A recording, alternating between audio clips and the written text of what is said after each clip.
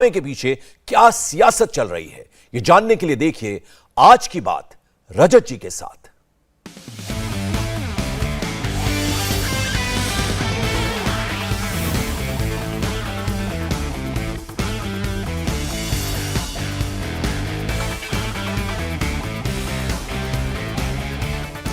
नमस्कार, आज की बात में आपका स्वागत है। हैदराबाद में कम्युनल टेंशन के बीच आज दो डेवलपमेंट हुए।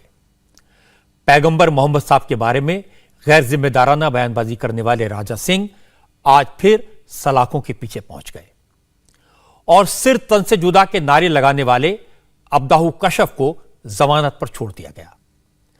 राजा सिंह जेल में पहुंच गए और कशफ अपने घर पहुंच गए। राजा सिंह को चिरलापल्ली जेल भेज दिया गया है और इस बार राजा सिंह के खिलाफ जो धाराएं लगाई गई हैं, जिस कानून के तहत राजा सिंह के खिलाफ एक्शन हुआ है, उसमें राजा सिंह को अब 1 साल तक जेल में रखा जा सकता है। हैदराबाद की पुलिस ने इस बार पक्का काम किया, पुख्ता केस बनाया, राजा सिंह को वहीं पहुंचाया जहां उन्हें होना चाहिए। लेकिन दो और बातें ऐसी हैं जो गौर करने वाली है। असदुद्दीन ओवैसी ने कल ही मांग की थी कि राजा सिंह को दोबारा गिरफ्तार किया जाए और पुख्ता कानूनी केस बनाकर जेल भेजा जाए। सरकार ने वो कर दिया। ओवैसी ने जिस कानून के तहत राजा सिंह को गिरफ्तार करने की मांग की थी, पुलिस ने उसी पीडी एक्ट के तहत राजा सिंह को गिरफ्तार भी किया। और दूसरी बात यह कि पुलिस ने कल रात हंगामा कर रहे, भड़काऊ नारे लगा रहे करीब 90 मुस्लिम नौजवानों को पकड़ा था, डिटेन किया था। ओवैसी साहब ने एक फोन किया, अपनी पार्टी के नेताओं को थाने भेजा और पुलिस ने सारे के सारे लोगों को छोड़ दिया। इसीलिए आज बीजेपी ने इल्जाम लगाया कि चीफ मिनिस्टर चंद्रशेखर राव ओवैसी के इशारे पर काम कर रहे हैं, मुस्लिम अपीजमेंट का खेल खेल रहे हैं, तेलंगाना में कम्युनल डिवाइड पैदा करने की कोशिश कर रहे हैं। लेकिन सच्चाई क्या है? चंद्रशेखर राव की सियासत क्या है? उनकी मजबूरी क्या है? राजा सिंह को आज ही गिरफ्तार करने के पीछे वजह क्या है? 90 मुस्लिम नौजवानों को छोड़े जाने का कारण क्या है? ये सारी बातें आज की बात में आज मैं आपको बताऊंगा। नोट करने वाली बात यह कि राजा सिंह ने आज दोबारा जेल जाने से पहले एक बयान जारी किया। इस बयान में राजा सिंह ने हैदराबाद में माहौल को खराब करने, कम्युनल टेंशन क्रिएट करने के लिए केसीआर को जिम्मेदार ठहराया। राजा सिंह की सियासत क्या है? इस तरह के भड़काऊ बयानों से राजा सिंह क्या हासिल करना चाहते हैं? आज इसकी भी बात करेंगे। लेकिन सबसे पहले मैं आपको दिखाता हूं आज जब हैदराबाद की पुलिस एमएलए राजा सिंह को अरेस्ट करने पहुंची तो किस तरह का ड्रामा हुआ।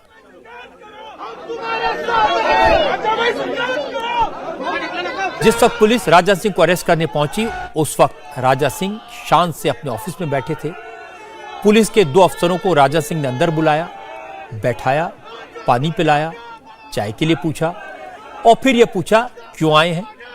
पुलिस अफसरों ने बताया कि आपके खिलाफ केस है, आपको पुलिस स्टेशन चलना होगा। राजा ने उनसे आरोपों की कॉपी मांगी। क्योंकि परसों राजा को पुलिस ने अरेस्ट किया था, लेकिन शाम को ही उन्हें जमानत मिल गई थी और उसकी वजह यह थी कि पुलिस ने राजा सिंह को नोटिस सर्व किए बगैर अरेस्ट किया था। इसलिए इस बार पुलिस पूरी तैयारी के साथ आई थी।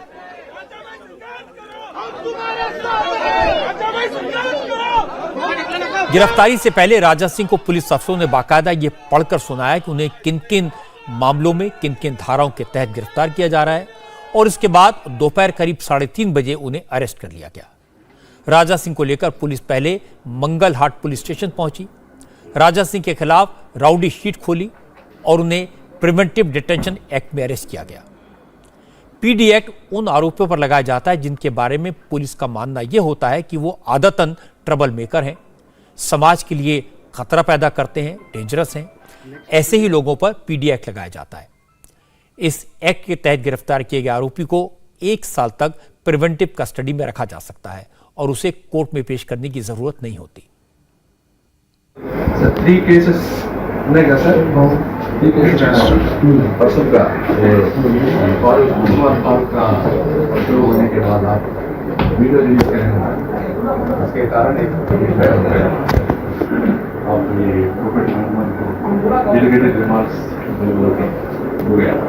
इससे पहले श्रीनगर के दिन भी एक केस हुआ, ऑप्शन भी मालूम है, शहराजगंज पुलिस स्टेशन में।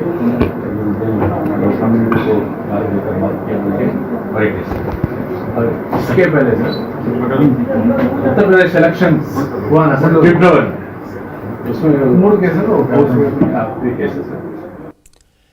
मैंने आपको सुना दिया कि पुलिस राजा सिंह को क्या क्या बता रही थी, और पुलिस जिस वक्त राजा सिंह को अरेस्ट करके ले जा रही थी उस समय बड़ी तादाद में उनके सपोर्टर्स घर के बाहर जमा हो गए थे। राजा सिंह लगातार 2 बार से गोशा महल इलाके से एमएलए हैं। इस इलाके में वो काफी पॉपुलर हैं, लोकप्रिय हैं। राजा सिंह की गिरफ्तारी के वक्त भी उनके सपोर्टर्स जबरदस्त नारेबाजी कर रहे थे। पुलिस के सामने राजा सिंह को सुरक्षित कस्टडी में लेकर निकलना बड़ा चैलेंज हो गया था।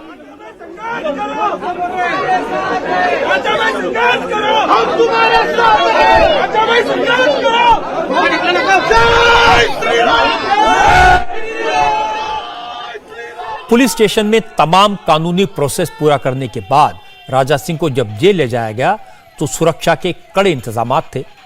पुलिस की दर्जनों गाड़ियां एस्कॉर्ट कर रही थी, लेकिन उस वक्त भी राजा सिंह के सपोर्टर्स जेल तक उनके पीछे पीछे गए।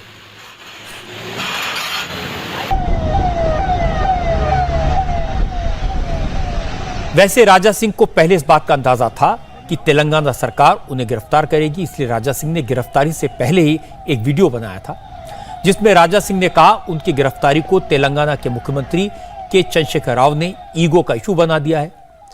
उनके पुराने मामलों को दोबारा खोलकर उन्हें गिरफ्तार किया जा सकता है।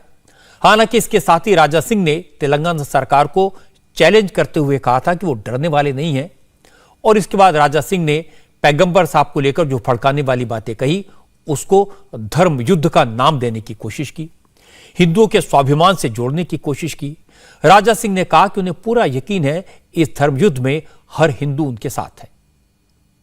अभी मुझे सूचना मिली है कि आज या नहीं तो शाम में या नहीं तो अर्ली मॉर्निंग पुराने केसों को जोड़कर मुझे अरेस्ट कर सकती है पुलिस, क्योंकि कल मुख्यमंत्री कार्यालय में मीटिंग हुई और मुख्यमंत्री जी को भी अभी ईगो आ गया कि किसी भी हालत में राजा सिंह को जेल में डाला जाए, या तड़ीपार किया जाए या पीडीआर डालकर उसको जेल में रखा जाए, ऐसी योजना चल रही है बोलकर मुझे इंटीमेशन आया।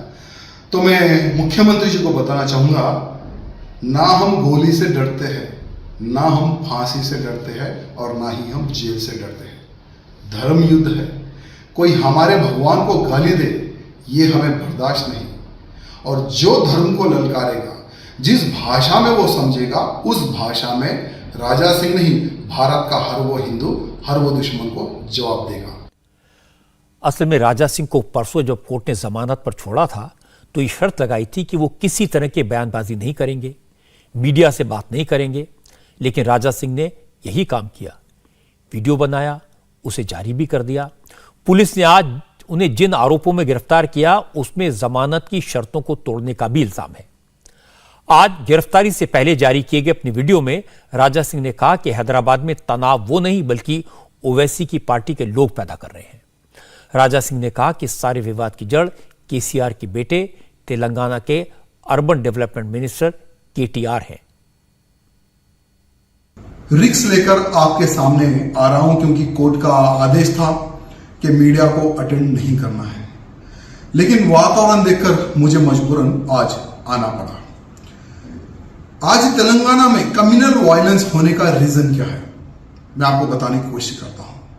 Munawwar Faruqui stand up comedian, इस व्यक्ति को हमने 3 महीने पहले भी ये व्यक्ति का प्रोग्राम ना हो हमने विरोध किया था।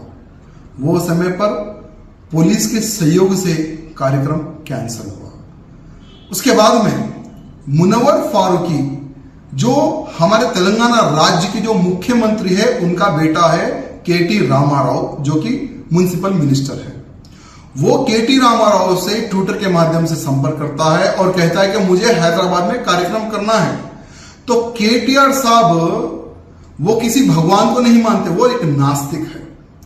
वो उस व्यक्ति को इनवाइट करते हैं, पुलिस प्रोटेक्शन लगाते हैं, राम भक्तों के ऊपर लाठी चार्ज करवाते हैं, मुझे फर्स्ट डे अरेस्ट करवाते हैं, सेकेंड डे होम अरेस्ट करवाते हैं, 5000 से अधिक पुलिस प्रोटेक्शन लगाकर और 4 आईपीएस ऑफिसरों को रोड पे खड़ा करके एक चिल्लर कॉमेडियन का प्रोग्राम हमारे म्युनिसिपल केटीआर साहब जो कि मुख्यमंत्री के बेटे हैं वो प्रोग्राम को सक्सेस करते हैं। अपने पहले वीडियो में राजा सिंह ने जिस तरह की भाषा का इस्तेमाल किया था, पैगंबर साहब के बारे में जो कुछ कहा था, उसे ना तो जस्टिफाई किया जा सकता है और ना उसे कोई सपोर्ट कर सकता है। राजा सिंह को अगर मुनव्वर फारूकी के शो पर एतराज था तो पुलिस से शिकायत करते, कोर्ट जाते, लेकिन उन्होंने जानबूझकर पैगंबर साहब के बारे में जो अपमानजनक बातें कही वो ठीक नहीं थी। राजा सिंह की इस हरकत के कारण हंगामा हो रहा है।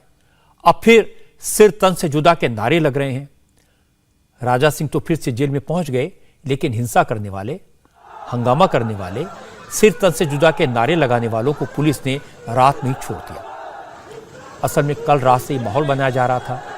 हैदराबाद के कई इलाकों में सैकड़ों लोग सड़कों पर निकले, नारेबाजी करने लगे। और हैरानी की बात यह थी कि पुलिस अफसरों ने संयम बरता। परसों रात भी इसी तरह की हरकत हुई, उस वक्त भी हंगामा हुआ, कल भी हंगामा हुआ। पुलिस वाले हंगामा करने वाले मुस्लिम नौजवानों को समझाते रहे, उनसे कहते रहे कि शांति रखें, जिसने गलती की उसे सजा मिलेगी, लेकिन भीड़ पर पुलिस वालों की बातों का कोई असर नहीं।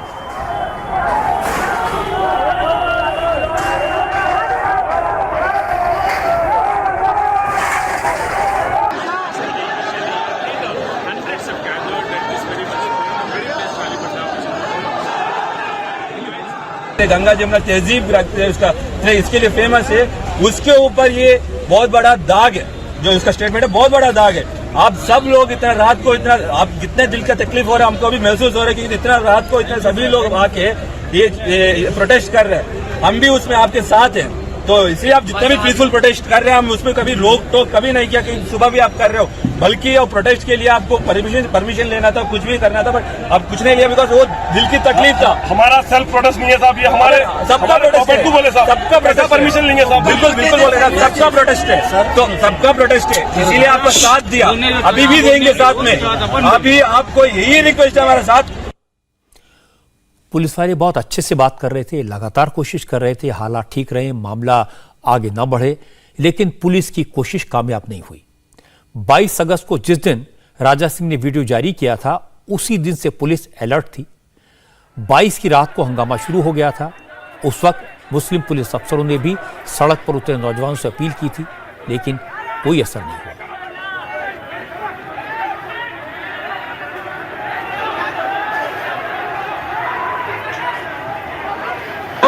हमारा ओल्ड सिटी बच्चे पूरा इनोसेंट है, अभी तक केसेस नहीं है, 10 साल से कुछ भी केसेस नहीं है, फिर हमारा को केस में फंसाना, फिर आप लोगों को पुलिस लोगों को लड़ाई झड़ाई करना बोल के वो लोग कर रहे अननेसेसरी। आप लोगों इनोसेंट बच्चे कुछ टेम्प्ट नहीं होना, टेंशन फील नहीं होना, हम आपको मदद करते हैं, आपके साथ है हम। ये हमारा प्रेस्टीज है, ये हमारा इज्जत का है, ये हमारा कम्युनिटी का है, ये हम आपके साथ है, हम आपके साथ है, अभी भी बोल रहे हैं। पुलिस की तमाम कोशिशें बेकार हो गई। पुलिस की टेंशन इसलिए ज्यादा बढ़ गई क्योंकि कल जुमे का दिन है। जुमे पर बड़ी संख्या में इकट्ठा होकर प्रोटेस्ट की कॉल दी जा रही थी, इसलिए पुलिस किसी भी कीमत पर मामले को शांत करना चाहती थी। इसलिए कल रात जब भीड़ हैदराबाद के शालीबंडा और आशा टॉकीज इलाकों में निकली, सड़क पर आगजनी होने लगी, तो फिर पुलिस ने सख्ती की, लाठीचार्ज किया। जब कुछ पत्थरबाज आसपास के घरों में छुप गए तो पुलिस वाले उन्हें पकड़ कर ले गए। पुलिस ने हंगामा, आगजनी और पत्थरबाजी करने के आरोप में करीब 90 लोगों को डिटेन किया। लेकिन असदुद्दीन ओवैसी को पल पल की खबर मिल रही थी। जैसे ही मुस्लिम नौजवानों को पकड़ा गया, हिरासत में लिया गया, तो ओवैसी ने अपनी पार्टी के लोकल लीडर्स को पुलिस स्टेशन भेजा। कुछ ही देर के बाद हंगामा करने वाले सभी मुस्लिम नौजवानों को छोड़ दिया गया। और हैरानी की बात यह कि ओवैसी साहब ने यह काम चुपके से नहीं किया, बाकायदा बताया कि पकड़े गए लोगों को उनके कहने पर छोड़ा गया है। जब लड़कों को छोड़ दिया गया तो ओवैसी ने उनसे फोन पर बात की और कहा, टेंशन न लो, रात बहुत हो गई है, घर जाओ, आराम करो।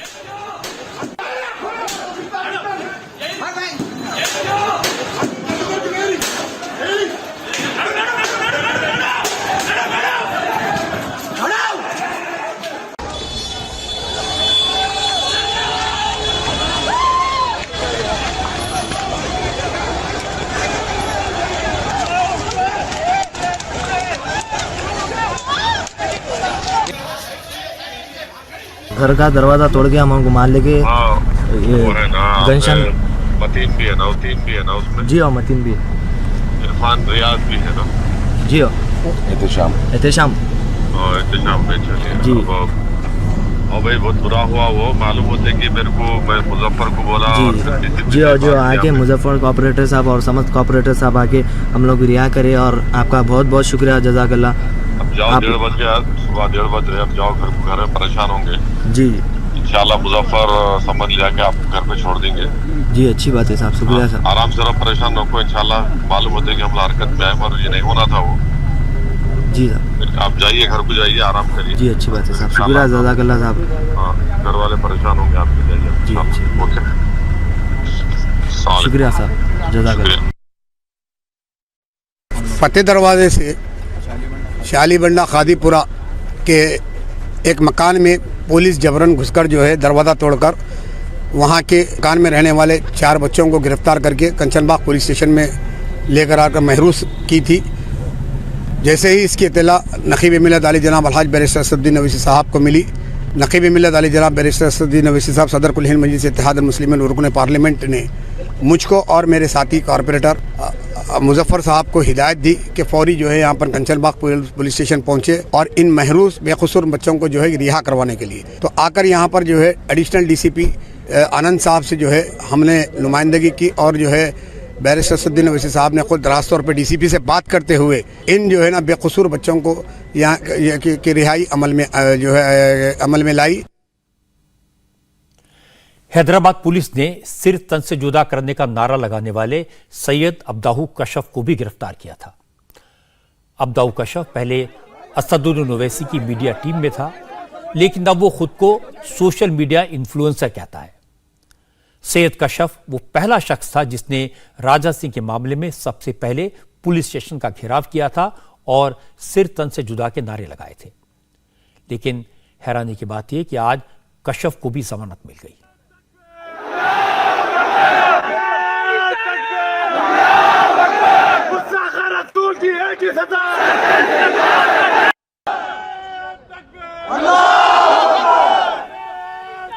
राजा सिंह के मामले में बीजेपी का कोई नेता नहीं बोला, लेकिन आज जब ओवैसी ने फोन करके सिर तन से जुदा करने के नारे लगाने वालों को पुलिस स्टेशन से छुड़वा लिया तो केंद्रीय मंत्री गिरिराज सिंह सामने आए। गिरिराज सिंह ने कहा ओवैसी डबल गेम खेल रहे हैं, दंगे भड़काने वालों को छुड़वा रहे हैं और शांति की बात कर रहे हैं। गिरिराज सिंह ने कहा ऐसा लगता है कि जैसे तेलंगाना में टीआरएस की नहीं बल्कि ओवैसी की सरकार चल रही हो। ओवैसी के भाई ने हिंदू के देवी देवताओं पर कटाक्ष किया, बंदी। अब इसमें क्या हो? हम तो नहीं कह रहे हैं कि सर तन से जुदा हो, तो ये तो वही हो गया। और भाईजान पिए तो पुण्य और वो पिए तो पाप। वो बोले भी फोन पर जो दंगे भड़का रहे हैं उनको इंस्ट्रक्शन दें, डायरेक्टर बने दंगा भड़काने का और फिर ट्वीट करें कि मैंने उसे छुड़वा लिया थाने से। लानत है वहाँ की सरकार पर जो लॉ एंड ऑर्डर को संभाल नहीं पाया और एक शरिया कानून, एक मजहबी कानून के उन्मादियों के तहत ओवैसी के अंडर में वहाँ की सरकार चल रही है। ये जवाब देना होगा वहाँ की सरकार को, वहाँ के मुख्यमंत्री को। क्या महज वोट के लिए, तुष्टीकरण के लिए भारत के संविधान को की धज्जियां उड़ाएंगे? चूंकि प्रोटेस्ट कर रहे मुसलमानों को ओवैसी खुलकर सपोर्ट कर रहे हैं, हालांकि वो बार बार ये जरूर कहते हैं कि कानून हाथ में नहीं लेना है, हिंसा फैलाने वाले नारे नहीं लगाने हैं, लेकिन वो फोन करके हंगामा करने वालों को छुड़वाते भी हैं। इससे गड़बड़ी करने वालों के हौसले और बढ़ गए हैं। अब राजा सिंह के वकीलों के अलावा उनकी करीबियों को भी धमकी दी जा रही है। भारतीय जनता युवा मोर्चा के हैदराबाद के इंचार्ज लड्डू यादव ने आरोप लगाया है कि मंगलवार की रात को उनके घर पर ओवैसी की पार्टी के 100-150 लोग पहुंच गए और उन्हें जान से मारने की धमकी दी। इसके अलावा कुछ और वीडियो सोशल मीडिया पर अपलोड किए गए हैं जिसमें राजा सिंह और लड्डू यादव को धमकी दी जा रही है। परसों रात को मेरे घर पे कम से कम एक 200 लोग नारे देते हुए रात के 1:30 बजे मेरे घर पे अटैक करने के लिए आए। जैसा मेरे गली के बाहर आए तो हमारे एरिया के लोग पूरे निकल के वो रुका है वहाँ पर, और इमीडिएट पुलिस को भी कॉल किया गया है।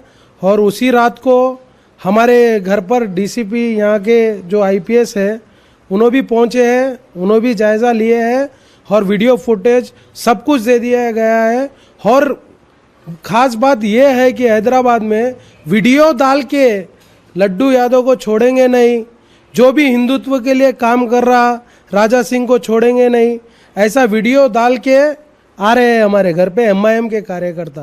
ये जो लोग आए थे उसमें से भी कुछ लोग क्या वीडियो डाल के आए थे यहाँ पर? उसमें से 1-2 लोग वीडियो डाल के आए थे। क्या कह रहे थे वो वीडियो में? वही जहाँ दिखा है वहाँ पे हम मारेंगे, राजा सिंह को मार देंगे, लड्डू यादव को मार देंगे, कालू सिंह को मार देंगे, ऐसा कह रहे थे। लड्डू यादव कह रहे थे कि कुछ लोग सोशल मीडिया पर वीडियो अपलोड करके उन्हें मारने की धमकी दे रहे थे। हमने इसकी जांच की, पता चला कि ऐसा एक वीडियो मोहम्मद इमरान नाम के शख्स ने अपलोड किया था। मोहम्मद इमरान ने सोशल मीडिया पर जो लिखा, जो कहा, उसमें वो राजा सिंह और लड्डू यादव को मारने की बात कह रहा है। ये वीडियो में राजा सिंह तो सिर्फ फेस पर आया, इसको सपोर्ट करने वाले लड्डू यादव, नितिन नंदकार, कालू सिंह है। छोड़ना नहीं है। अब तुम लोग बच के बताओ रे। तुम लोग जहाँ भी नजर आए अब तुम लोग का इतना बुरा आलम करेंगे हम कि तुम लोग याद रखेंगे तुम लोग किससे टक्कर लिए थे। राजा सिंह, तू अगर वाकई में एक बाप की औलाद है तो अपनी सिक्योरिटी हटा रहे। इस वीडियो में जहां जहां आपको बीप सुनाई दी वो गालियां थी जो मोहम्मद इमरान ने लड्डू यादव को दी थी, और हमने उन्हें एडिट कर दिया है। मोहम्मद इमरान लड्डू यादव पर सर हमला करने की बात नहीं कर रहे, वो लड्डू यादव के घर के बाहर पहुंच गए। हालांकि राजा सिंह के सपोर्टर्स ने उसे पहचान लिया, पकड़कर उसकी पिटाई की और उसे पुलिस के हवाले कर दिया। पकड़ उसको पहले। इमरान तू रुक, कहाँ जा रहा तू आया कहीं को इधर? तू आया कहीं को? तू इधर मस्ती है तेरे को? हाँ सर, मैं पुलिस वालों से बात कर आया कहीं को? इधर तेरे इतने हिम्मत, इधर आया कहीं को तू? आप चलिए सर। देखो रुक रुक रुक रुक उसको रुक। अजय साहब को बुला, इस गाड़ी में बिठा, उसको पुलिस स्टेशन ले जाओ। बिठा उसको, बिठा ले जाओ। मुन्ना भाई, ए बाइक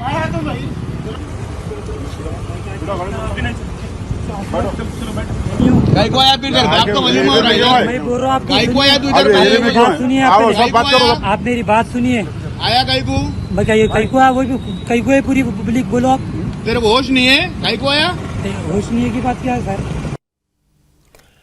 राजा सिंह के जिस वकील ने कोर्ट में उनकी पैरवी की, जमानत के जरिए की, उसे भी जान से मारने की धमकी के 7 कॉल आए हैं। एमएलए राजा सिंह जी का केस का बाद मुझे कम से कम एक 6 धमकी इसका कॉल्स आए थे। कल दोपहर तक 3 कॉल्स आए थे। आज अभी कोर्ट को आते वक्त समय भी एक कॉल किया था उसका, जिसका ट्रेस तो किशनबाग बहादुरपुरा में था। बहुत गंदी बातें बोल रहे थे और राजा सिंह के वकील हो, राजा सिंह को रिहा करे, तुम्हारे सर तन से जुदा कर देंगे। अच्छा, ऐसा कह रहे थे। ISO 6 का कॉल्स में 2 कॉल्स तो हैदराबाद के हैं और बाकी के 2 सऊदी अरेबिया से है और एक तो फिलीपींस से है। वो भी यही सब लैंग्वेज सबकी एक ही है? लैंग्वेज सबकी एक ही है। हाँ। राजा सिंह ने जो कहा उसकी सजा कानून उन्हें देगा। ये काम अदालत का है। इसलिए जो लोग राजा सिंह को, उनके सपोर्टर्स को, उनके वकील को जान से मारने की धमकियां दे रहे हैं, उनका रास्ता भी गलत है। किसी को भी कानून हाथ में लेने की इजाजत नहीं दी जा सकती। इससे किसी का फायदा नहीं होता। राजा सिंह ने जो कहा उसके देश की बदनामी हुई, लेकिन हैदराबाद में सड़कों पर जो सिर तन से जुदा के नारे लग रहे हैं उससे भी भारत का नाम बदनाम होता है। यह हमारे देश की कल्चर नहीं है। जो लोग सड़कों पर निकल रहे हैं, नारेबाजी कर रहे हैं, उन्हें इसके पीछे की सियासत को समझना चाहिए। राजा सिंह ने जो कहा उससे उन्हें हिंदुओं के वोट मिलने की उम्मीद है। ओवैसी जो जोर शोर से बोल रहे हैं, हिरासत में ले गए मुस्लिम नौजवानों को छुड़वा रहे हैं, राजा सिंह को किस तरह लंबे वक्त तक जेल में रखा जा सकता है, इसके कानूनी रास्ते बता रहे हैं। इसके पीछे ओवैसी को मुसलमानों के वोट कंसोलिडेट होने की उम्मीद है। और चंद्रशेखर राव और उनकी पार्टी की खामोशी पर भी ध्यान दीजिए। वो जानते हैं ऐसे मामलों में बोलने से नुकसान होता है। राजा सिंह के खिलाफ बोलेंगे तो हिंदुओं के वोट कटेंगे, राजा सिंह से हमदर्दी दिखाएंगे तो मुसलमान नाराज हो जाएंगे। इसलिए केसीआर ने पुलिस को आगे कर दिया, अफसरों को आगे कर दिया। वो और उनकी पार्टी के नेता खामोश हैं। इसलिए मेरी हैदराबाद के हिंदुओं और मुसलमानों दोनों से अपील है कि वो सियासत के चक्कर में सदियों पुरानी अपनी परंपरा को, अपनी दोस्ती को न भूलें। एक दूसरे को गले लगाते आए हैं, वही करते रहें। एक दूसरे का गला काटने की बातें न करें। जो ऐसी बात करे उसे आइसोलेट करें, क्योंकि ऐसी बातें करने वाले सबका नुकसान करते हैं, पूरे समाज का नुकसान करते हैं। झारखंड में आज जबरदस्त सियासी हलचल रही। हेमंत सोरेन की कुर्सी खतरे में पड़ चुकी है। वो कितने घंटे और झारखंड के मुख्यमंत्री रहेंगे, अब ये झारखंड के गवर्नर रमेश बैस पर निर्भर है। क्योंकि चुनाव आयोग में शिकायत की गई थी कि मुख्यमंत्री रहते हुए हेमंत सोरेन ने अपने आप को माइनिंग का ठेका अलॉट कर दिया था। ऑफिस ऑफ प्रॉफिट के कानून के मुताबिक अपने पद का लाभ उठाकर कमाई करने से विधानसभा की मेंबरशिप जा सकती है। इसी शिकायत की जांच के बाद इलेक्शन कमीशन ने राज्यपाल को हेमंत सोरेन की असेंबली की मेंबरशिप खत्म करने की सिफारिश भेज दी है। अब राज्यपाल लीगल एक्सपर्ट्स की राय लेने के बाद हेमंत सोरेन के भविष्य पर फैसला करेंगे। बीजेपी की शिकायत पर गवर्नर ने चुनाव आयोग से सलाह मांगी थी। आज इलेक्शन कमीशन ने अपनी सिफारिश झारखंड के राज्यपाल रमेश बैस को भेज दी है। रमेश बैस दिल्ली में थे, आज ही दोपहर में रांची पहुंचे, लेकिन उन्होंने इस मुद्दे पर कुछ भी बोलने से इनकार कर दिया। लेकिन जैसी खबर आई तो बीजेपी के सांसद निशिकांत दुबे ने ट्वीट किया, कहा झारखंड में अगस्त क्रांति शुरू हो चुकी है। उन्होंने तो पहले इसकी भविष्यवाणी कर दी थी। निशिकांत दुबे ने दावा किया कि बहुत जल्द हेमंत सोरेन की सरकार गिर जाएगी। आज जो है जश्न मनाने का दिन है, झारखंड को मुक्ति मिल गया। और मैंने कहा था कि अगस्त पार नहीं होगा, अगस्त पार नहीं हुआ।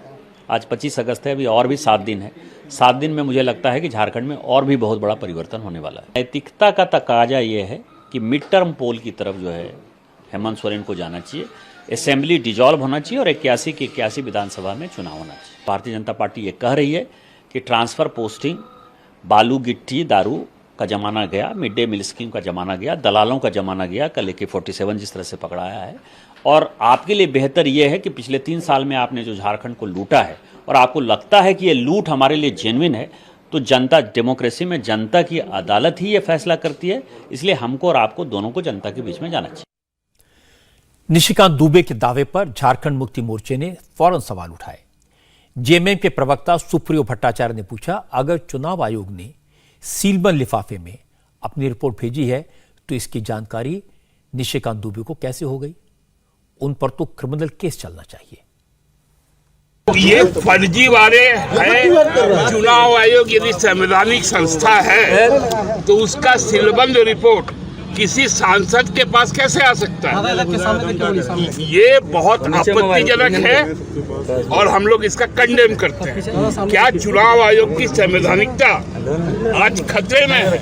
चुनाव आयोग को इस पे निर्णय लेना चाहिए और इस पर आपराधिक मुकदमा दर्ज होना चाहिए। यदि संवैधानिक संस्था की जो वैधानिकता है उसका यदि खुलेआम प्रदर्शन होता है तो उस पर हम लोगों को आपत्ति है और ऐसे लोगों पर आपराधिक मुकदमा दर्ज हो। इस पूरे मामले की बैकग्राउंड समझ लेते हैं। हेमंत सोरेन ने मुख्यमंत्री रहते हुए झारखंड में खदान से पत्थर निकालने का ठेका ले लिया। रांची के अंगारा ब्लॉक में एक खदान का पट्टा अपने नाम अलॉट करवाया। रिप्रेजेंटेटिव ऑफ पीपल्स एक्ट इसकी इजाजत नहीं देता, इसलिए हेमंत सोरेन की असेंबली की मेंबरशिप जाना तय है। हो सकता है इलेक्शन कमीशन की सिफारिश पर उनके चुनाव लड़ने पर भी कुछ सालों के लिए पाबंदी लग जाए। अब फैसला गवर्नर को करना है। हेमंत सोरेन भी मामले की गंभीरता को समझ रहे हैं, लेकिन उन्होंने सीधे तौर पर कोई बयान देने के बजाय इशारों में बात की। हेमंत सोरेन ने ट्विटर पर कुछ तस्वीरें और वीडियो शेयर किए। ये दिखाया कि लोग उनकी सरकार से कितने खुश हैं, उन पर गुलाल बरसा रहे हैं, मिठाई खिला रहे हैं।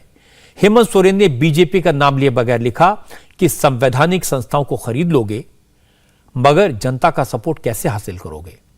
हेमंत सोरेन ने अपनी पार्टी के विधायकों की मीटिंग भी बुलाई, लेकिन चूंकि गवर्नर का कोई आदेश नहीं आया इसलिए मीटिंग में कोई फैसला नहीं हुआ।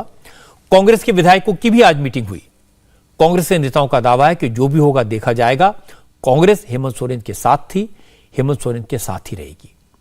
झारखंड कांग्रेस के प्रभारी अविनाश पांडे ने कहा कि झारखंड में सरकार गिराने की कोशिश तो लंबे समय से चल रही है, लेकिन यह कामयाब नहीं होगी। चुनाव आयोग का जो भी निर्णय होगा हम उसका स्वागत करेंगे।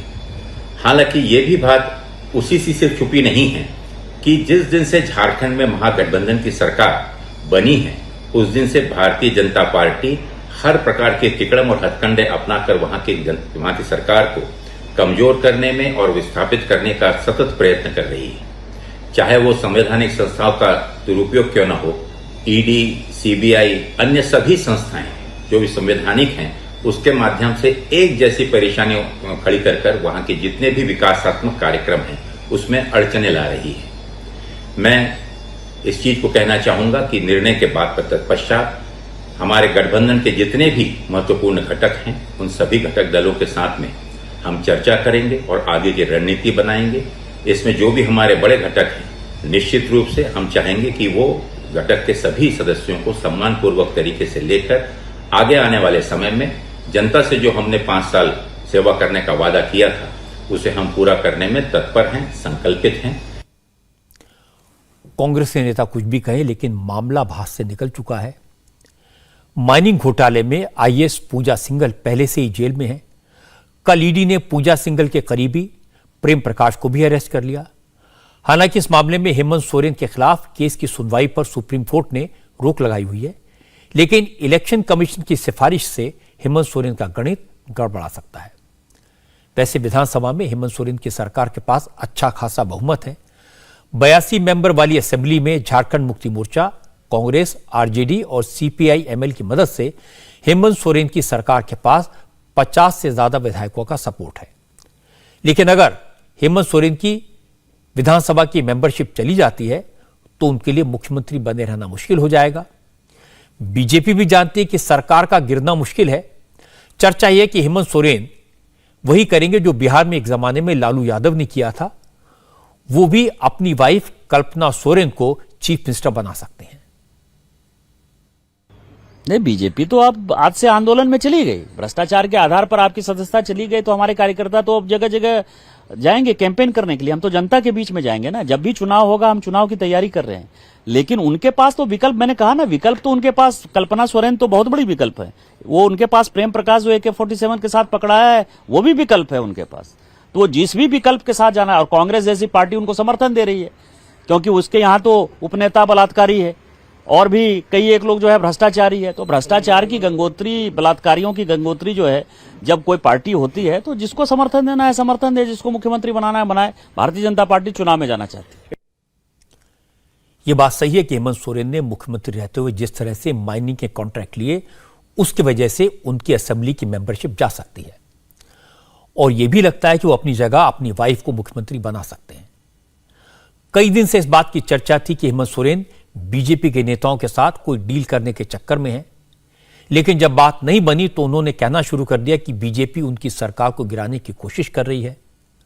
वैसे भी आजकल ये फैशन हो गया है, जिसके खिलाफ करप्शन का आरोप लगता है वो केंद्र सरकार पर एजेंसीज के मिसयूज का इल्जाम लगाता है। हेमंत सोरेन ने भी यही किया। उन्होंने तो इलेक्शन कमीशन के बेजा इस्तेमाल का आरोप लगा दिया। वो भी कह रहे हैं कि उनकी सरकार गिराने के लिए केसेस बनाए गए हैं। कल बिहार में जब आरजेडी के नेताओं पर सीबीआई की रेड हुई थी तो वो भी यही कह रहे थे कि उनकी सरकार को गिराने के लिए सीबीआई को भेजा गया, वो भी वोट ऑफ कॉन्फिडेंस के दिन। हालांकि इस तरह के इल्जाम से सीबीआई की कार्रवाई पर कोई असर नहीं पड़ा है। बिहार में नौकरी के बदले जमीन के घोटाले के केस में सीबीआई का एक्शन आज भी जारी रहा। सीबीआई की एक टीम ने आज पटना में आरजेडी के एमएलसी सुनील सिंह के बैंक लॉकर्स की तलाशी ली।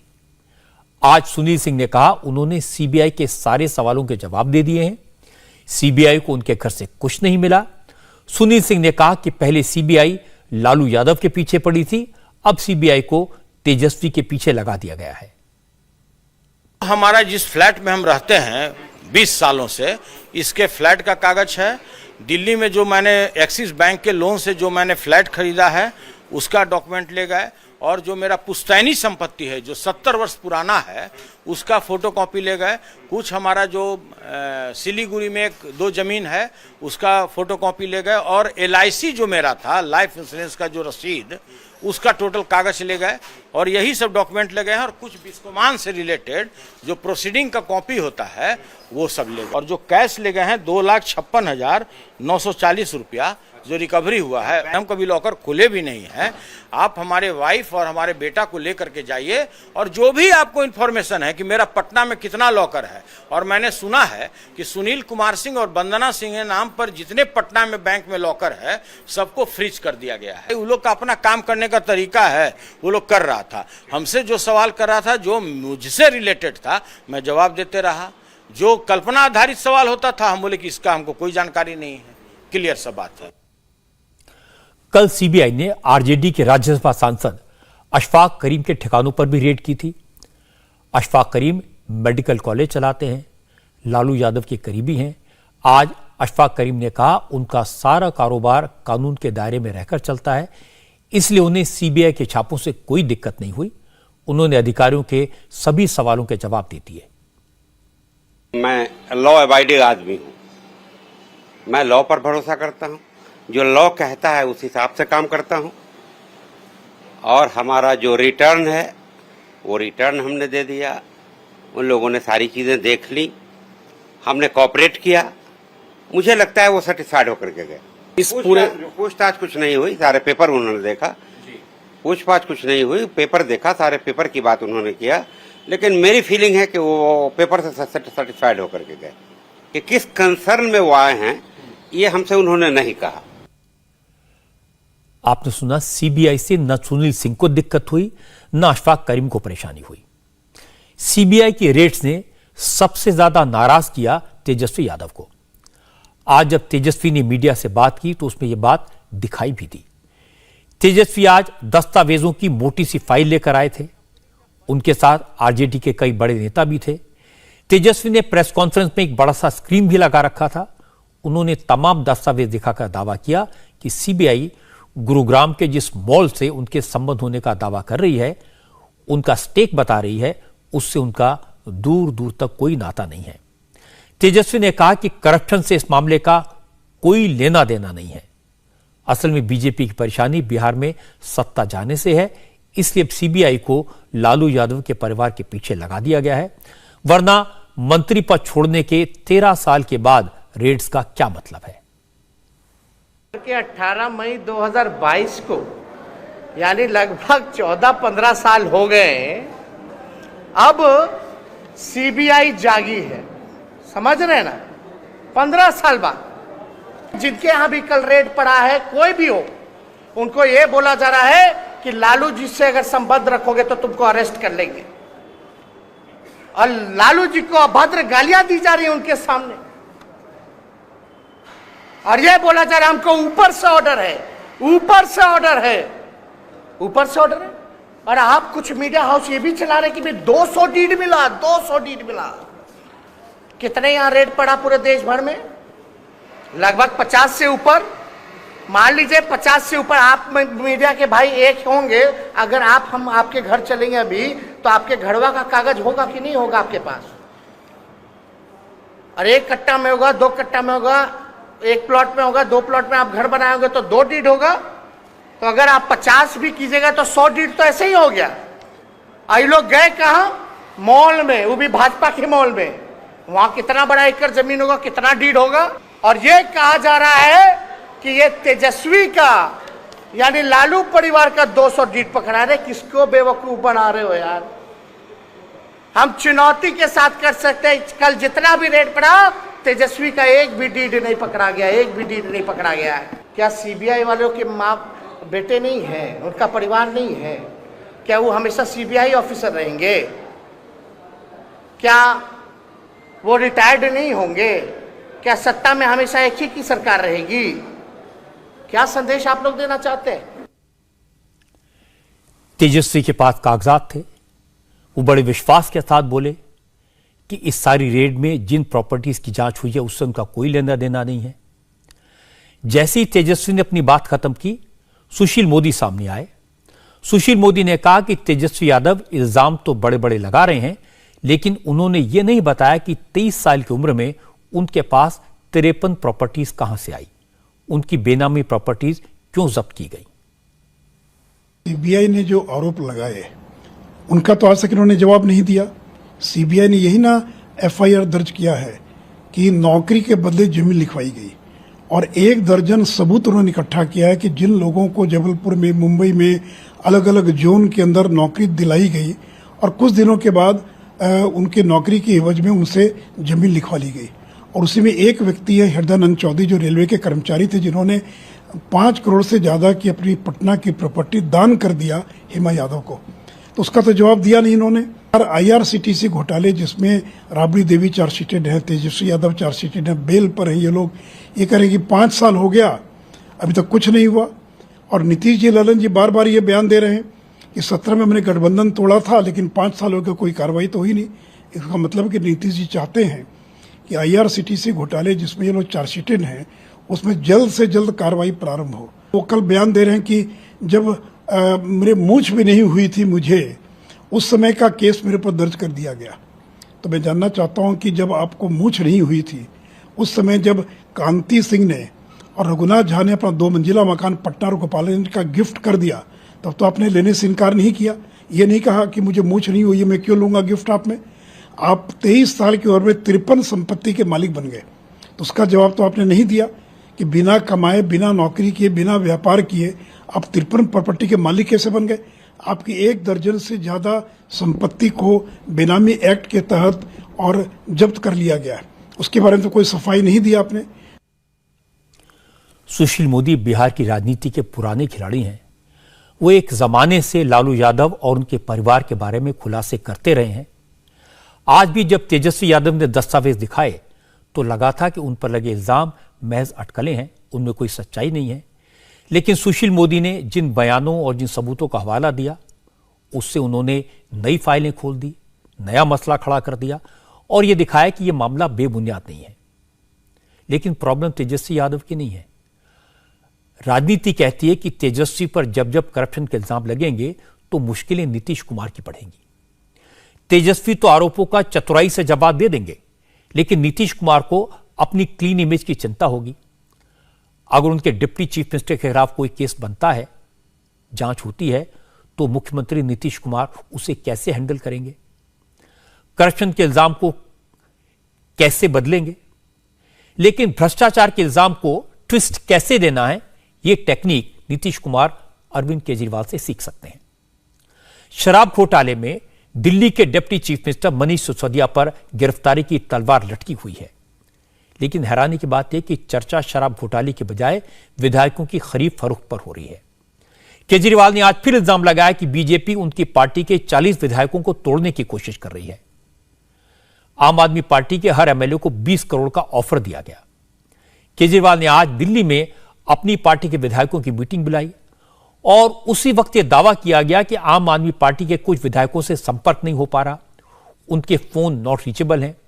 2 घंटे के बाद पता चला कि केजरीवाल के घर पर हुई मीटिंग में 53 एमएलए पहुंच गए और इसके बाद पार्टी के प्रवक्ता सौरभ भारद्वाज ने कहा कि मीटिंग में जो लोग नहीं पहुंचे उनसे फोन पर बात हुई है। आज सुबह से भारतीय जनता पार्टी वालों ने शोर मचाना शुरू कर दिया, ये प्लांट करने शुरू कर दिया कि भारतीय जनता पार्टी कहने लगी आम आदमी पार्टी के विधायक जो हैं संपर्क में ही नहीं है। 62 विधायक है इस बार हमारे, 53 विधायक अंदर मौजूद थे। उसके अलावा स्पीकर साहब देश से बाहर गए हुए हैं टूर पे, मनीष सिसोदिया जी हिमाचल प्रदेश गए हुए हैं। इसके अलावा जो बाकी विधायक हैं जैसे विनय मिश्रा, दिनेश मोहनिया, मुकेश अहलावत, गुलाब सिंह यादव, शिवचरण गोयल और अमानत, इन सबसे फोन पे लाउडस्पीकर पे लेके मुख्यमंत्री जी ने बात की। 12 विधायकों ने कहा कि हमसे भारतीय जनता पार्टी के किसी ना किसी आदमी ने संपर्क किया कि आप आम आदमी पार्टी तोड़ के भारतीय जनता पार्टी में आ जाएं। और आज सभी विधायकों ने कहा है कि हम सब लोग अपने आखिरी सांस तक अरविंद केजरीवाल जी के साथ हैं। अब सौरभ भारद्वाज ने यह कहा कि एमएलएस के नॉट रीचेबल होने की अफवाह बीजेपी फैला रही थी। बीजेपी ने भी जवाब देने में देर नहीं की। बीजेपी के सांसद प्रवेश वर्मा ने कहा, जिस पार्टी के 70 में से 62 विधायक हैं, उस पार्टी को तोड़ने की कोशिश के इल्जाम पर कौन यकीन करेगा। प्रवेश वर्मा ने कहा कि अगर आम आदमी पार्टी के एमएलए से कांटेक्ट किया गया तो केजरीवाल ये क्यों नहीं बताते कि किसने कांटेक्ट किया, कब कांटेक्ट किया। ये आजकल बहुत या तो पिक्चर देख रहे हैं, रातों रात में स्क्रिप्ट बना देते हैं। कोई भी हमारे एमएलए जो है मिल नहीं रहे, उनका नाम भी नहीं बताते। कौन फोन कर रहा है बीजेपी वाला, उसका भी नाम नहीं बता रहे। मगर इनके कौन कौन विधायक नहीं मिल रहे, उनका भी नाम नहीं बता रहे। अगर ये उनका नाम बता दे तो हमारे कार्यकर्ता जो है उनके घर जाकर उनको ढूंढ के ले आए और हम खुद ही विधानसभा पहुंचा देंगे। क्योंकि जब 2013 में हमारी 32 सीटें आई थी और आम आदमी पार्टी की 28 सीटें आई थी, अगर उस समय हमारे ऊपर ये आरोप लगाते तब तो जनता मान भी लेती। जितनी बेखूबी से, जितने विश्वास के साथ में आज ये बोलते हैं। मगर आज जब हमारे केवल 8 विधायक हैं और इनके 62 विधायक हैं, अगर 50 विधायक भी आ जाएंगे तो भी हमारी सरकार नहीं बनेगी। लेकिन इवेंट क्रिएट करने में केजरीवाल को कोई जवाब नहीं है। जब मीटिंग में सारे विधायक पहुंच गए तो उसके बाद अरविंद केजरीवाल अपने एमएलए को लेकर राजघाट पहुंच गए और उसके बाद इल्जाम लगाया कि उनकी पार्टी के 40 विधायकों को खरीदने की कोशिश हो रही है, लेकिन सब कट्टर ईमानदार हैं, मर जाएंगे लेकिन बिकेंगे नहीं। मैं समझता हूँ मैंने पिछले जन्म में कुछ पुण्य किए होंगे। मैं समझता हूँ मैं बहुत सौभाग्यशाली हूँ कि मुझे मनीष सिसोदिया जी जैसे साथी मिले। उन्होंने इतनी बड़ी बात, उनको सीएम बना रहे थे ये लोग, मुख्यमंत्री बना रहे थे मेरी सरकार गिरा के, उन्होंने उसको ठुकरा दिया। उन्होंने कहा मेरे को सीएम नहीं बनना। उन्होंने कहा कि सीबीआई और ईडी के सारे केस खत्म कर देंगे, उन्होंने उनका ऑफर ठुकरा दिया। अब ये पिछले कुछ दिन से हमारे एमएलए के पीछे पड़े हैं। हमारे एमएलए को एक एमएलए को 20-20 करोड़ रुपए का ऑफर दिया जा रहा है, 20-20 करोड़ रुपए का, कि आप 20 करोड़ रुपए ले लो और आप केजरीवाल जी की सरकार तोड़ दो, केजरीवाल जी को छोड़ दो, आम आदमी पार्टी को छोड़ दो और हमारे साथ आ जाओ। मुझे बेहद खुशी है कि हमारा एक भी एमएलए अभी तक नहीं टूटा है। इनका टारगेट जो मुझे पता चला है कि 40 एमएलए इनके हैं, जो कि 40 एमएलए तोड़ के सरकार गिराने का इनका टारगेट है। पर मैं दिल्ली की जनता को कहना चाहता हूं कि आपने एक कट्टर ईमानदार पार्टी को वोट दिया है, कट्टर ईमानदार सरकार को वोट दिया है। मैं, मेरे एमएलए, मेरे मंत्री, हम कट जाएंगे, देश के साथ दगा नहीं करेंगे। अरविंद केजरीवाल को जवाब दिया बीजेपी प्रवक्ता सुधांशु त्रिवेदी ने। सुधांशु त्रिवेदी ने कहा कि आम आदमी पार्टी की सरकार पर कोई खतरा नहीं है, लेकिन केजरीवाल की साख जरूर खत्म हो गई है। राजघाट पर जाकर उन लोगों ने प्रदर्शन किया। मैं ये बताना चाहता हूं, ये भारत की राजनीति का अद्भुत उदाहरण है। राष्ट्रपिता महात्मा गांधी, जो शराब के पूर्णतः विरुद्ध माने जाते हैं, इस देश में ऑफिशियली उनके जन्मदिन ड्राई डे माना जाता है, और शराब में एक पौवे के बदले दूसरा पौवा देने की नीति बनाने वाले लोग जाके राजघाट पे महात्मा गांधी की समाधि पे अपनी सत्यता की दुहाई दे रहे हैं। इससे समझ में आता है, मतलब कहना नहीं चाहिए, अगर ऑन द लाइटर नोट कहें तो भाई ये मुफ्त की रेवड़ी तो बांट रहे थे, पर रेवड़ी के पेड़े सबसे ज्यादा बेवड़े पा रहे थे। ऐसा उदाहरण जिस पार्टी ने प्रस्तुत किया, वो जाके राजघाट के ऊपर बापू की समाधि पर यह कहे, तो हम उनसे कहना चाहते हैं, मान्यवर सर, आपकी सरकार पर आंच नहीं है, आपकी साख पर आंच है। आज बीजेपी के नेता भी सड़कों पर उतरे। दिल्ली में 19 जगहों पर बीजेपी ने प्रोटेस्ट किया। मनोज तिवारी, मीनाक्षी लेखी और दिल्ली बीजेपी के प्रदेश अध्यक्ष आदेश गुप्ता की लीडरशिप में मनीष सिसोदिया के खिलाफ जगह जगह नारेबाजी भी हुई।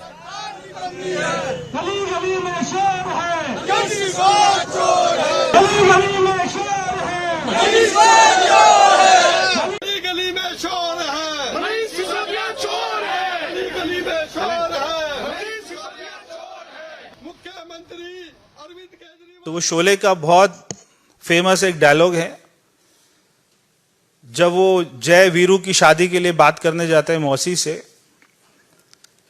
तो फिर वो उनसे पूछते हैं कि भाई अपना जो है कोई झूठ वूठ तो नहीं बोलता? तो बोलते नहीं, कोई ऐसा झूठ नहीं बोलता, बच्चों की कसम खा लेता है, बस जो है अन्ना जी को धोखा दे देता है, गाड़ी बंगला सिक्योरिटी ले लेता है, हमारे नेताओं पर झूठे आरोप लगाकर माफी मांग लेता है और ज्यादा झूठ नहीं बोलता, बस इतना ही झूठ बोलता है। भाई शराब वराब तो नहीं पीता? ना ना ना ना, बिल्कुल खुद नहीं पीता है, शराब माफियाओं के साथ मिलकर घोटाला करता है, जो ठेके की संख्या है उसको डबल कर देता है, बस और कुछ नहीं करता। नेता हमारा अच्छा है। भाई अपना राष्ट्रीय सुरक्षा का तो ख्याल करता है, अरे बहुत बड़ा देशभक्त है, केवल सर्जिकल स्ट्राइक पर सवाल उठा देता है कभी कभी, और दिल्ली में रोहिंग्यास को पानी बिजली मुफ्त मुहैया कराता है। नेता हमारा अच्छा है। तो ये इनकी हाल हो गया है। आप इनसे केमिस्ट्री का सवाल पूछो, हिस्ट्री का जवाब देंगे। आरोप केजरीवाल पर लगे, उनकी सरकार पर लगे हैं, मनीष सिसोदिया पर लगे हैं, लेकिन उनसे बचने का केजरीवाल का अंदाज पुराना है। कहीं पे निगाहें, कहीं पे निशाना। आरोप लगे हैं शराब बेचने की पॉलिसी में बदलाव करके व्यापारियों से पैसा लेने का। चार्जेस स्पेसिफिक हैं, पहले पॉलिसी बदली, फिर नियम तोड़कर शराब के व्यापारियों को कंसेशन दिए, और जब जांच के आदेश हुए तो एक्साइज पॉलिसी को वापस ले लिया। पर केजरीवाल और उनके साथी किसी स्पेसिफिक सवाल का जवाब नहीं देते। वो कभी कहते कि मनीष सिसोदिया को चीफ मिनिस्टर बनाने का ऑफर दिया गया, कभी कहते उनके एमएलए को बीजेपी ने खरीदने की कोशिश की, कभी कहते उनके फोन पर संपर्क नहीं हो पा रहा। हालांकि इन सारी बातों के कोई सबूत अभी तक किसी ने नहीं दिए, लेकिन मानना पड़ेगा कि मामले को ट्विस्ट देने का यह तरीका काफी चतुराई से भरा हुआ है। सच तो है कि दिल्ली में केजरीवाल के पास 70 में से 62 एमएलए हैं। कोई कितनी भी कोशिश कर ले, किसी लीडर को तोड़ ले, कितने एमएलए को तोड़ ले, इस सरकार को गिराया नहीं जा सकता। लेकिन आजकल जो माहौल है, महाराष्ट्र और बिहार में जो हुआ, उसकी आड़ में सरकार तोड़ने, एमएलए खरीदने की बातें करना आसान लगता है।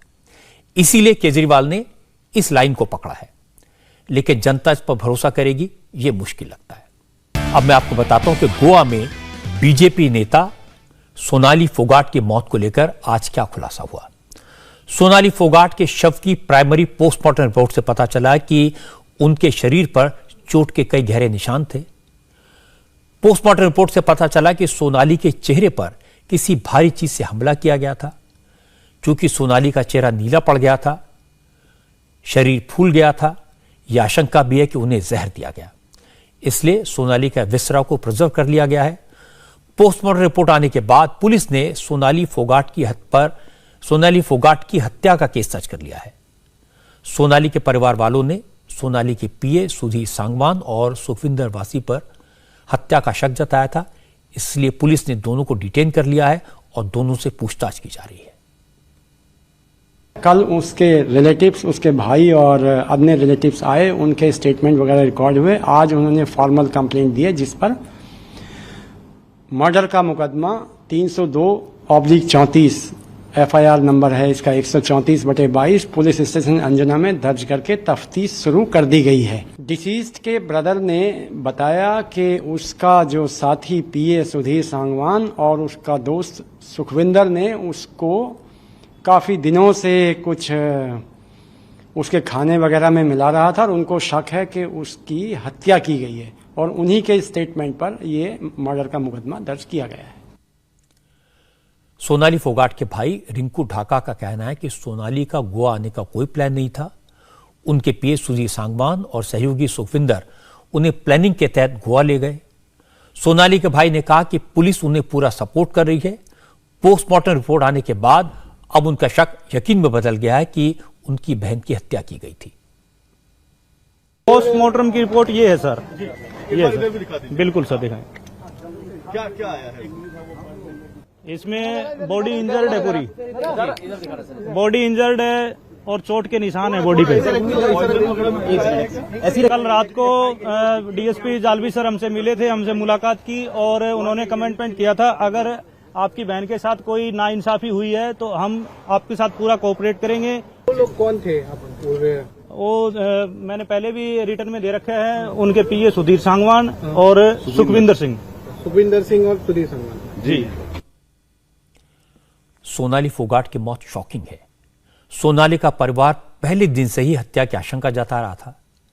आज पोस्टमार्टम रिपोर्ट भी इसी तरफ इशारा कर रही है।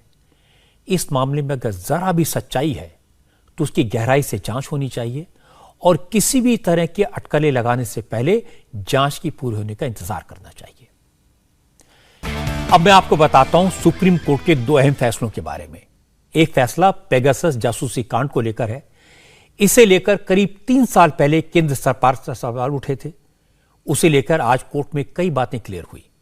जिन 29 मोबाइल की जांच की गई उनमें से किसी में भी पेगासस नहीं पाया गया।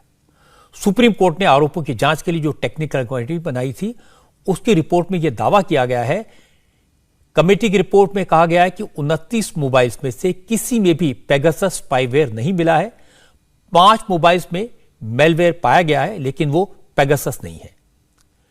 हालांकि कोर्ट ने अभी यह रिपोर्ट पब्लिक नहीं की है, लेकिन जैसे ये बात सामने आई कि टेक्निकल कमेटी ने सरकार को क्लीन चिट दे दी है तो बीजेपी ने राहुल गांधी पर हमला किया। रविशंकर प्रसाद ने कहा इसी पेगासस को लेकर कांग्रेस ने खूब हायतौबा मचाई थी। पिछले साल मॉनसून सेशन चलने नहीं दिया था। कांग्रेस ने इसे देशद्रोह का मामला बताया था, लेकिन सच्चाई है कि एक मोटिवेटेड कैंपेन का हिस्सा था जिसमें मोदी सरकार की इमेज को खराब करने की कोशिश की गई थी। लेकिन सच सामने आ गया। अब राहुल गांधी को देश से माफी मांगनी चाहिए। दूसरा फैसला प्रधानमंत्री नरेंद्र मोदी की सिक्योरिटी ब्रीच के मामले पर था। इस मामले में भी सुप्रीम कोर्ट ने आज बड़ी बात कही। इस साल जनवरी में पंजाब में प्रधानमंत्री नरेंद्र मोदी की सुरक्षा में लापरवाही हुई थी। प्रधानमंत्री की सुरक्षा में लापरवाही के लिए सुप्रीम कोर्ट ने फिरोजपुर के एसएसपी को जिम्मेदार बताया था। कोर्ट ने इस मामले की जांच के लिए कमेटी बनाई थी। कमेटी ने कहा कि पर्याप्त सिक्योरिटी फोर्स होने के बावजूद एसएसपी अपनी ड्यूटी करने में नाकाम रहे। Chief justice N V Ramana, justice Surya Kant और जस्टिस हिमा कोहली की बेंच ने कमेटी की रिपोर्ट को पढ़ते हुए कहा कि फिरोजपुर के एसएसपी अवनीत हंस कानून व्यवस्था बनाए रखने की अपनी ड्यूटी निभाने में नाकाम रहे। प्रधानमंत्री के रूट पर एंटर करने की सूचना 2 घंटे पहले देने के बावजूद वो ऐसा नहीं कर सके। सुप्रीम कोर्ट के फैसले के बाद आज बीजेपी ने कहा यह काम एसएसपी अकेले नहीं कर सकते थे। उन्हें ऐसा करने का ऑर्डर किसने दिया, इसकी जांच होनी चाहिए। इंडिया टीवी हर वक्त हर जगह डाउनलोड करने के लिए सर्च करें India TV news Google play store या ऐप स्टोर पर।